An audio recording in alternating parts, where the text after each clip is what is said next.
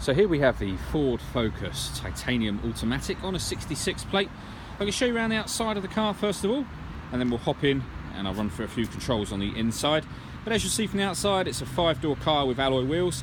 I'll start off by showing you inside the boot, and then we can work our way around the rest of the car from there. So as we approach the back of the car, you'll see we've got reversing sensors and plenty of boot space, along with that 60/40 split folding rear seat. Okay, so we're just going to work our way back round to the front of the car now, and then I'll hop in and run through a few controls on the inside. And now that we've done a full circle of the car, you can see that it's in lovely condition the whole way round. Just briefly before I climb in, I think it's well worth seeing the interior from this exterior point of view. As you can see, the seats are in great condition, as are the carpet areas. There's plenty to run through on the dashboard, so let's hop in and we'll do that now. Okay, so we're going to start with the dials. On the left hand side we've got the rev counter, and on the right hand side the speedometer.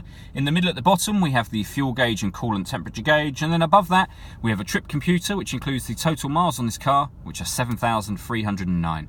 To the right of that you'll see it will show you what gear the car is currently in, and then above that you've got the main trip computer.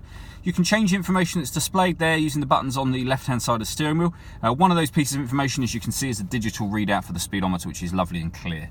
If we back out to the steering wheel, the buttons I was using a moment ago are these ones for the trip computer. Directly beneath that we have cruise control and speed limiter.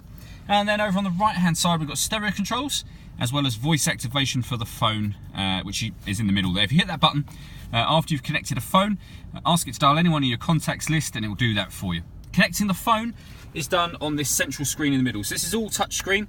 Where it says pair of phone, you can hit that. This bit here is for the climate control, which we'll come to in a moment. This car has satellite navigation, which is that top right hand corner box. And then down here we've got the music. So if we just hit that box, anywhere in that box, it'll open up the stereo menu. Down the left hand side you can see this car's got AM, FM and DAB radio, a CD player, USB input, and then Bluetooth audio and an SD memory card slot. Now the SD memory card slot is predominantly used for the satellite navigation, but you could, if you wish to, save music on it and listen to music via that if you wish to. But Bluetooth audio, as I say, is one of the better ones. It's obviously a wireless connection, so not only can you make and receive phone calls, but you can listen to the music that's on your phone as well. This car also has reversing sensors. If I pop the car into reverse, it'll bring it up, so not only will it beep, but it'll give you a visual guide as well. Beneath that, we've got the CD player and the main volume for the stereo.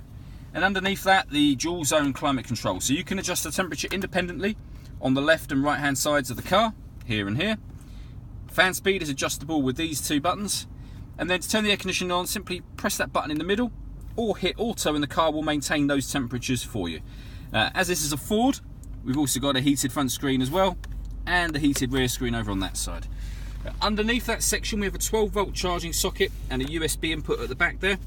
This button is for the stop and start. So this car is designed to cut out when you're stationary in traffic.